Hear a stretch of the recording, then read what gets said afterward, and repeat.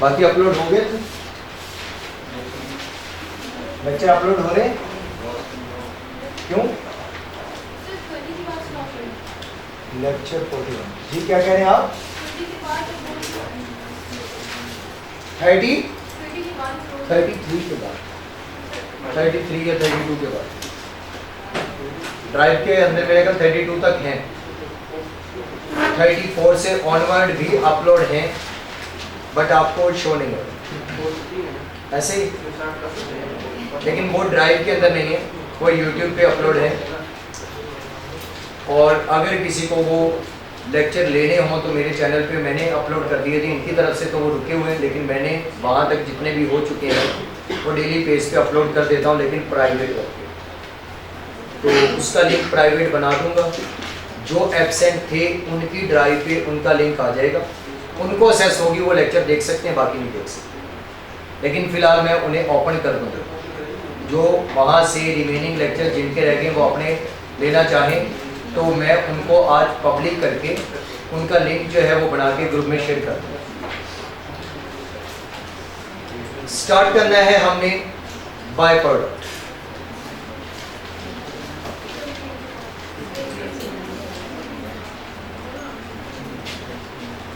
Joint products हमने discuss कर लिया था, अब हमने देखना है बाय प्रोडक्ट्स। अब बाय प्रोडक्ट्स के अंदर अगर हमने किसी एक प्रोसेस के अंदर फॉर एग्जांपल चिकन ऐड किया, चिकन ऐड करेंगे तो हमें आउटपुट में यानी कि जो जॉइंट प्रोडक्ट्स मिलेंगी क्या क्या हो सकते हैं। जब हमें जॉइंट प्रोडक्ट्स मिलेंगी तो हो सकता है कि हमें लेग पीस अलग से मिले, हमें हो सकता है कि नगेट्स बनाना हो तो वो अलग से हमें आउटपुट मिले, और इसके अलावा बोनलेस वो हम अलग से जो है वो निकालें। अब जो वो बोनलेस और ये नगेट्स और हमने जो है क्या वो मैंने बोला था लेग पीस, ये हमने अगर अलग से निकाल लिए तो इनके साथ कोई हमें ऐसी प्रोडक्ट भी मिलेगी जो नहीं चाहिए थी, जो नहीं चाहिए थी। फॉर एग्जांपल एक प्रोसेस में हमने चिकन को ऐड किया,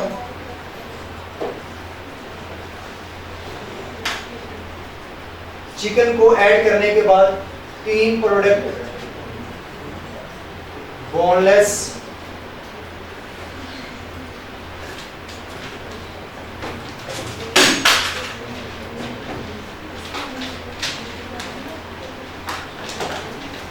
ये हमें जो प्रोडक्ट मिली है सारी की सारी ये कौन सी हैं? Joint product.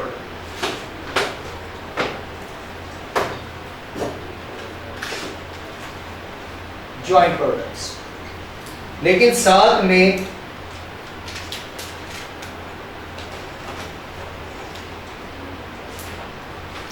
और क्या मिली? कलेजी भी मिली, होती है ना कलेजी गोश्त के अंदर, जो बाज हम गोश्त लेने जाए हम कहते हैं कलेजी पोटा ना ऐड करना। अब जो कलेजी पोटा ऐड नहीं किया जाएगा तो वो साइड पे ही निकाल के रख दिया जाएगा कि यार ये इन लोगों को नहीं चाहिए, मिला तो वो भी चिकन से, कलेजी भी हो सकती है, अगर ज्यादा गोश्त है तो पोटे होंगे वरना पोटा। ये इंच वाला नहीं जिसे कहते हैं ये एक पोटा है, कलेजी पोटा, ये जहां पर उसकी खुराक जमा होती है वो पोटा होगा कलेजी। इसके अलावा पंजे भी होंगे, पाँव उनके वो भी तो बनाए जाते हैं। अब वो भी हमें मिलेंगे क्या? वो गोश्त के अंदर ऐड होते हैं, लेकिन मिलते तो गोश्त जब बनाते हैं तो तब मिलते हैं ना साथ। जब चिकन हमने बनाया उससे हमें बोनलेस चाहिए या नगेट्स चाहिए या हमें जो है वो लेग पीस चाहिए तो पंजे अलग कर दिए जाएंगे, कलेजी पोटा जो है वो अलग कर देंगे। लेकिन बिकते वो भी हैं, आवाम खरीदती उनको भी है। अब जो वो कलेजी पोटा या इसके अलावा हमें जो है वो उनके नन्हे मुन्ने पाँव मिलेंगे तो ये हमारी प्रोडक्ट क्या कहलाएंगी? By product. इसके अलावा हो सकता है कोई चर्बी मिल जाए, अंतड़ियाँ मिल जाए, ऐसी चीज़ें मिल जाएं जो कि शवारमा के अंदर भी इस्तेमाल होती हों, वो भी क्या होंगी, बाय प्रोडक्ट। शवारमा के अंदर मैंने वैसे बात की बोनलेस है तो आखिर हड्डी को साफ तो करना है। जब हड्डी वहां से निकाली जाएगी तो कुछ ना कुछ गोश्त उसके ऊपर लगा होगा, हो सकता है कि वो ले जाएं शवारमे वाले, उनके लिए तो फेंक दी, बाय प्रोडक्ट है। वो कुछ ना कुछ पैसों की जब बिकेगी तो बाय प्रोडक्ट बिक गई। अब वो शॉप वाले की किसी काम की नहीं, लेकिन किसी और चीज में वो इस्तेमाल होगी। मेनली उस हड्डी को बेचना उसका बिजनेस नहीं, बोनलेस गोश्त को बेचना बिजनेस है, लेकिन वो हड्डी भी तो कहीं ना कहीं फेंकेगा या बेचेगा। तो वो क्या होंगी, कलेजी, पोटे, पंजे, हड्डियां, ये सब क्या होगा, बाय प्रोडक्ट्स होंगे। अब ये जो बाय प्रोडक्ट्स होंगी, हमने इनका ट्रीटमेंट करना है कि इनको हम कैसे रिकॉर्ड करें या इसकी एडजस्टमेंट कैसे करें। तो बाय प्रोडक्ट की सिंपल वे में हम अगर बात करें तो ये ऐसे ही ट्रीट किया जाएगा जैसे नॉर्मल लॉस ट्रीट किया जाता है। बाय प्रोडक्ट ऐसे ही ट्रीट किया जाएगा जैसे नॉर्मल लॉस ट्रीट करते हैं। यानी कि जब हम कॉस्ट पर यूनिट निकालेंगे तो कॉस्ट पर यूनिट में भी तो हम नॉर्मल लॉस की कोई रिकवरी वैल्यू होती थी तो लेस कर देते। अब नॉर्मल गेन, अब नॉर्मल लॉस की कहीं पर भी कॉस्ट पर यूनिट के अंदर रिकवरी वैल्यू नहीं होती थी, वहां पर भी जस्ट नॉर्मल लॉस के यूनिट्स की रिकवरी वैल्यू थी कि जाते जाते ये यूनिट्स हमें इतने का फायदा देंगे। अब ये जाते जाते यूनिट्स अगर हमें फायदा देके जाएंगे तो वो फायदा इनकी कॉस्ट में से क्या किया जाएगा, लेस कर लिया जाएगा। तो ये जब कॉस्ट पर यूनिट निकाली जाएगी तो हम जो इसकी इनपुट की कॉस्ट होगी या मटेरियल की कॉस्ट अदर वर्ड्स में बोलेंगे, तो जो ये रिकवरी वैल्यू अगर होगी देखे जाएंगे तो ये हमारी पॉकेट में उतने से खर्चे को कम करेंगे या नहीं करेंगे, करेंगे। तो हम उन्हें वहां से लेस करवा दें। एक काम तो है ही कि कॉस्ट पर यूनिट में ऐसे कर लेंगे, और ये सबसे अफजल तरीन इसका मेथड है कि आप इसको ऐसे करेंगे। अगर ऐसे नहीं तो नंबर 2 पे मजबूरी वाला मेथड, कि अगर आप उसे क्वेश्चन के अंदर कहे कि आपने इसे बाय प्रोडक्ट में से, बाय प्रोडक्ट की कॉस्ट जो भी आई है या रिकवरी वैल्यू है, इससे कॉस्ट से लेस नहीं करना, तो फिर इसका कोई और ट्रीटमेंट होगा। जब कॉस्ट से लेस नहीं करेंगे तो इसे अलग से बेच के सेल्स में रिकॉर्ड करेंगे या इसे अलग से एज एन इनकम रिकॉर्ड करेंगे, तो फिर आप इसकी कॉस्ट में से उसे लेस नहीं करेंगे। तो मजबूरी वाला मेथड ये है, और मजबूरी तब अगर क्वेश्चन में हमें रिस्ट्रिक्ट कर दिया जाए कि आप इसे अलग से इनकम रिकॉर्ड करें या आप इसकी सेल्स अलग से रिकॉर्ड करें बाय प्रोडक्ट की, तो फिर मजबूरी है। फिर हम इससे मिलने वाली जो वैल्यू होगी उसे आप अलग से ट्रीट करेंगे एज सेल्स या एज इनकम। तो लिख लें इसका ट्रीटमेंट। तो treatment of by product heading दे लें। तो इस बाय प्रोडक्ट का ट्रीटमेंट क्या होगा, तो treatment of by products. By products का ट्रीटमेंट क्या होगा, नंबर 1 पे सेल्स ऑफ बाय प्रोडक्ट जो बेचेंगे, sales of bye product is treated as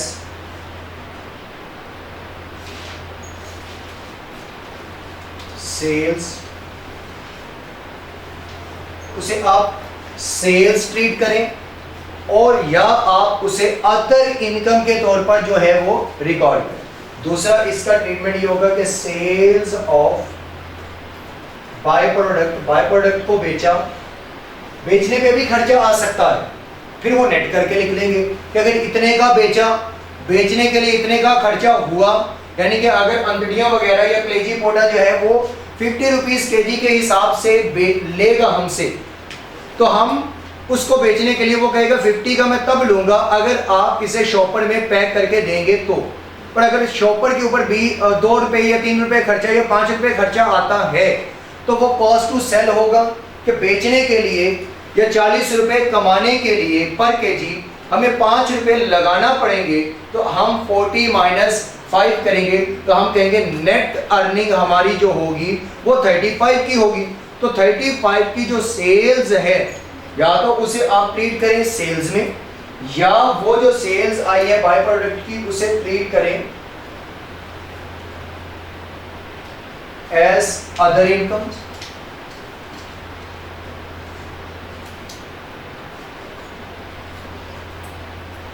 other income में कर दें। दोनों में से जो भी करेंगे वो वैल्यू एक जैसी ही होगी, sales minus cost of sale, या सेल के कॉलम में आप उसे लिख दें या अदर इनकम में। और ये मेथड मजबूरी वाली, जब रिस्ट्रिक्ट कर देगा कि भाई आपने इनको बाय प्रोडक्ट को रिकॉर्ड करना है एज सेल्स, इसकी वैल्यू को सेल पे करेंगे, और बाकी जो होंगी कि या उसे अदर इनकम करें, तो फिर आपको मजबूरन इनको अलग रखना पड़ेगा। बाकी काम फिर आप एज इट इज वैसे ही करेंगे जैसे पहले करते थे, या हमने जॉइंट्स के लिए किया, क्योंकि फिर इनकी कॉस्ट को वो लेस नहीं करेगा। जब नहीं करेगा तो टोटल कॉस्ट इनके कितने कितने हिस्सों में आई, उसके लिए दो सूटेबल रेशोज। रेशो नंबर 1 थी यूनिट्स प्रोड्यूस्ड, वो भी मजबूरी के लिए। अगर यूनिट्स प्रोड्यूस्ड के साथ उनकी कोई सेल वैल्यू और कॉस्ट टू सेल बताई है, तो फिर हम उन्हें एनआरवी पे ही क्या करेंगे, एलोकेट कर रहे होंगे, फिर इनकी कॉस्ट आ जाएगी। और जो ये होंगे साइड पे, इनके ऊपर हम वो कॉस्ट नहीं लेके आएंगे। इसलिए नहीं लेके आएंगे क्योंकि हमने जो ये कॉस्ट लगाई है वो इन प्रोडक्ट्स के लिए लगाई थी, इनके लिए नहीं लगाई थी। ये तो हमें खामखा मिल गए, एवं फजूल में राह चलते मिले, तो फिर इनका क्या करेंगे। ये अगर तो ये मेथड है उसकी बात बता रहा हूं कि इनका फिर क्या करेंगे, इनको बेचेंगे। बेचने के लिए कोई खर्चा होगा तो वो उसमें से माइनस करके जितने का बेचा, पर केजी हो या पर यूनिट हो, जितने केजीज या जितने यूनिट्स बेचे होंगे मल्टीप्लाई करके एक टोटल आएगा, या वो सेल्स में रिकॉर्ड कर लेंगे या अदर इनकम्स में रिकॉर्ड करेंगे। तीसरा मेथड ये है कि अगर वो कहे कि आपने इसे एडजस्ट करना है कॉस्ट से, तो फिर बाय प्रोडक्ट की जो भी कॉस्ट होगी पहले उसको इसमें से लेस करेंगे, फिर ये वैल्यू थोड़ी सी पहले से डिक्रीज होगी, फिर आप उसे जो है वो अलग से एलोकेट करेंगे। तो फिर इसकी हम जब तीसरा ट्रीटमेंट आएगा तो वो होगा sale of bye product is treated as reduction in production cost. Sales of bye product is treated as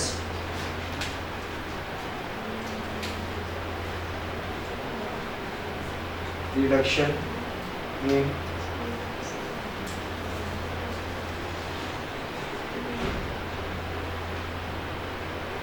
production cost.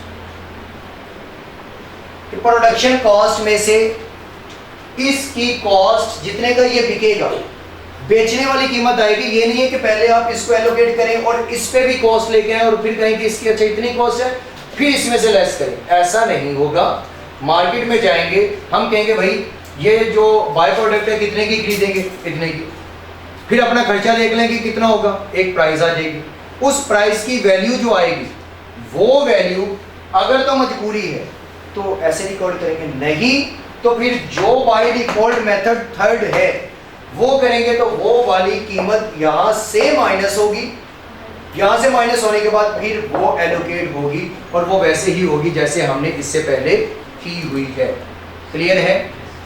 अगर तो ये मेथड है तो फिर तो आपको कॉस्ट पर यूनिट या ऐसी कोई भी चीज करने की जरूरत ही नहीं है, क्योंकि इसने ना तो उसकी कॉस्ट पर यूनिट में एडजस्ट होना है ना इसने वहां पे जाना है।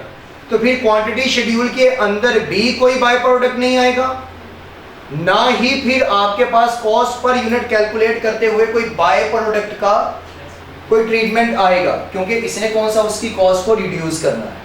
ये जो मैंने बात बोली थी इससे पहले कि इसको नॉर्मल लॉस की तरह ट्रीट करेंगे, तो वो मेथड थर्ड के लिए बात बोली थी, क्योंकि बाय डिफॉल्ट हमने ये मेथड लगाना होता है। बाय डिफॉल्ट ये मेथड होगा जो हमने जिससे क्वेश्चन को सॉल्व करना है। और अगर इससे हमने सॉल्व करना है, इसके लिए हमें मटेरियल यानी कि प्रोडक्शन कॉस्ट से उसकी कॉस्ट को लेस करना पड़ेगा, सेल प्राइस। तो वो जब करेंगे तो फिर इसका ट्रीटमेंट ऐसा ही होगा जैसे नॉर्मल लॉस का कोई ट्रीटमेंट। तो जब नॉर्मल लॉस का ट्रीटमेंट होता है तो उसके अंदर cost per unit normal loss की कोई रिकवरी वैल्यू है वो हम माइनस करेंगे। और सेम इसी तरह जब हम क्वांटिटी शेड्यूल बनाएंगे, क्योंकि क्वेश्चन यहाँ तो रुकेगा नहीं, अगर तो पिछले प्रोसेस से शुरू होके आएगा तो कॉस्ट ऑफ कंप्लीटेड यूनिट्स भी निकालने पड़ेंगे, उसके लिए क्वांटिटी शेड्यूल भी बनाना पड़ेगा। जब क्वांटिटी शेड्यूल बनाएंगे तो कोई इनपुट भी होगा, ओपनिंग भी होगा, क्लोजिंग भी होगा, नॉर्मल लॉस भी होगा, हो सकता है कोई अब नॉर्मल गेन या अब नॉर्मल लॉस भी हो, और साथ में फिर बाय प्रोडक्ट के कुछ यूनिट के केजीज या यूनिट्स भी होंगे। तो वो कॉस्ट जब इन पे नहीं आएगी तो इनके यूनिट्स भी वहां जो होंगे इनपुट के अंदर वो भी क्या होंगे, माइनस होंगे। तो सेम जैसे नॉर्मल लॉस के यूनिट्स को माइनस किया जाता था, तो क्वांटिटी शेड्यूल के अंदर बाय प्रोडक्ट के यूनिट्स को भी माइनस किया जाएगा। क्लियर है? क्वांटिटी शेड्यूल यानी कि क्वांटिटी शेड्यूल के कॉलम के अंदर